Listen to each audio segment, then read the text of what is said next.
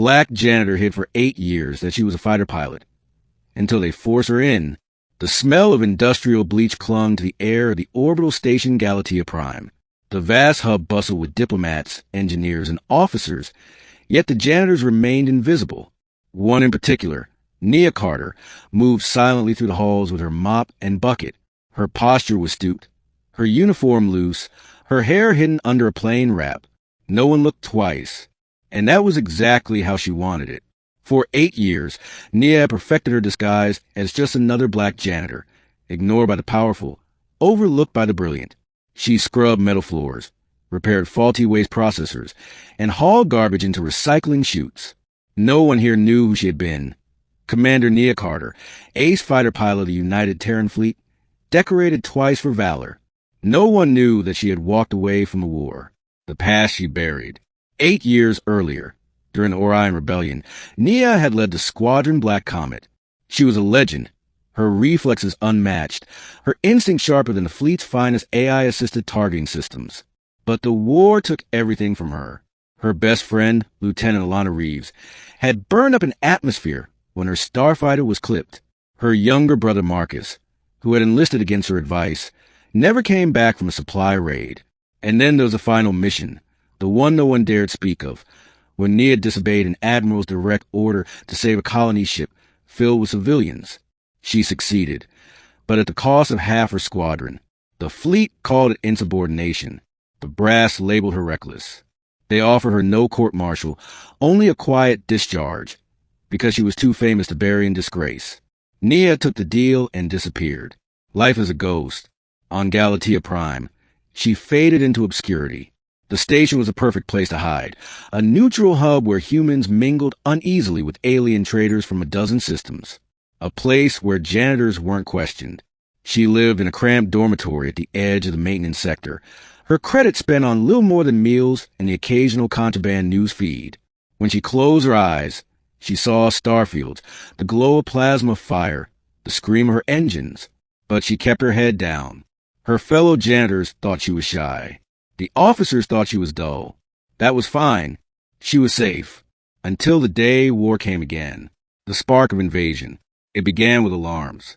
Nia was scrubbing a corridor in Section 12 when the klaxons wailed and the station AI's voice boomed. All personnel, prepare for emergency lockdown. Unidentified hostiles inbound. People rushed through the halls. Panicked. Doors sealed. Soldiers scrambled into formation. Nia froze, mop still in hand, as memories crashed over her like a tidal wave. She whispered under her breath, "Not again."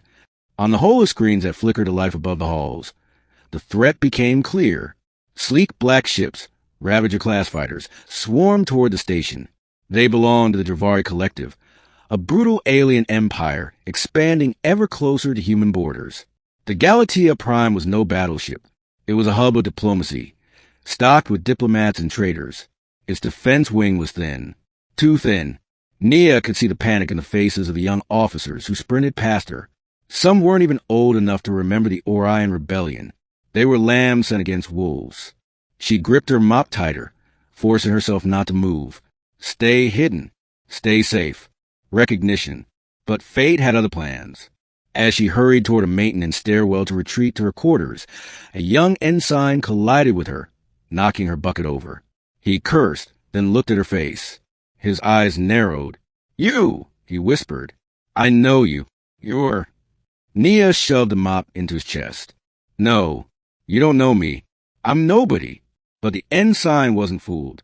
He had studied history, watched old combat footage in training. He'd seen the way Black Comet flew, the way Commander Carter banked her fighter in impossible arcs. He had memorized her face. Within the hour, the station commander herself had summoned Nia to the operations deck. The confrontation. Commander Vera, a stern woman with streaks of gray in her hair, studied her with cold eyes. "I don't know how long you thought you could hide," Vera said, "but we need you. The Dravari are inbound, and half my pilots are green cadets. If you don't step into a cockpit, this station falls." Nia's jaw tightened. "I'm not your savior. Find someone else."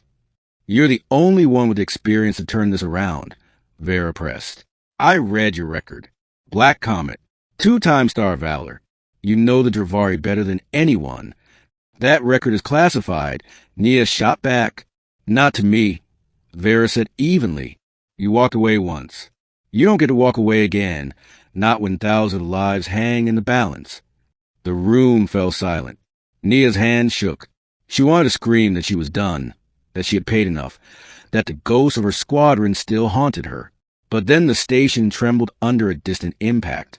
The first Dravari torpedoes had hit the outer shields. Children, diplomats, workers, janitors, all about to die. Nia closed her eyes, breathed once, and whispered, "Where's my ship?" Back in the cockpit. The hangar roared with activity. Mechanics scrambled to fuel fighters. Pilots rushed into flight suits, and the station's automated defenses spun up. Nia's heart pounded as she stepped toward a waiting fighter, a gleaming X-19 Valkyrie, the newest generation of the very ship she had once mastered. She hadn't flown in 8 years, yet the sight of it made her chest ache. Her hand slid over the hull, like one might touch an old friend. The metal vibrated faintly, eager. "Ma'am," said the ensign who had recognized her earlier. His eyes were wide with awe. I never thought I'd see the Black Comet herself. I'll fly on your wing." Nia gave him a look. "You stay alive. That's your only job." Then she climbed into the cockpit. The canopy sealed, the HUD lit up, and muscle memory returned as if it had never left. Engines roared. The Valkyrie launched into the void. The battle. Space unfolded around her, black as ink, dotted with fire. The Dravari swarm moved like a living organism, their sleek ships darting in terrifying unison. "Control, this is Black Comet," Nia said, the old call sign escaping her lips before she could stop it. "Form on me. Break by wings." Her squadron obeyed. The young pilots, shaky at first, found confidence in her calm voice. She guided them through evasive maneuvers, broke Dravari formations, and struck their engines with precise bursts of plasma fire. It was like slipping back into a dream she had thought long gone. Every instinct flared awake. Every hesitation fell away. But the Dravari were ruthless. Their numbers kept swelling, their weapons tearing into the station's shields. "Comet, we can't hold much longer," the ensign cried over comms. "You will—" Nia snapped. "On my mark, dive and roll. Now!" The squadron obeyed, dodging a barrage that would have vaporized them. She led them in counterstrikes, cutting through alien hulls, forcing the enemy back inch by inch. Yet she knew this was enough. They needed a decisive strike. Her HUD lit up a new threat. A Dravari Dreadclaw carrier warping in, twice the size of the station, bristling with cannons. The station was doomed. Unless— Nia gritted her teeth. "Control, prep the ion torpedoes. I'm making a run." "That's suicide." Vera barked. "Not if I hit their reactor." The sacrifice. The squadron tried to follow her, but she ordered them back. This was her burden. Nia pushed the Valkyrie to its limits, weaving through a storm of fire, her shields cracking, alarms blaring. The Dreadclaw loomed like a mountain of death. Her fingers danced over controls. The targeting system screamed red warnings. She silenced them. As she neared the carrier's heart, flashes of the past filled her mind. Alana's laughter, Marcus's grin, the lives she'd failed to save. She whispered, "Not this time." At the last second, she loosed the ion torpedoes directly into the Dreadclaw's reactor vents. A blinding explosion lit up the void, the carrier erupting in fire. Her Valkyrie tumbled through the shockwave, battered but intact. The Dravari ships broke formation, retreating in disarray. The battle was over. Aftermath. Cheers erupted across comms. The station survived. Lives were saved. Back in the hangar, mechanics swarmed her ship, pilots shouted her name, and the ensign nearly wept. But Nia sat in the cockpit, helmet in her lap, staring at her trembling hands. She had done it. She had flown again. She had saved them. And yet, the ghost still lingered. Commander Vera approached her quietly.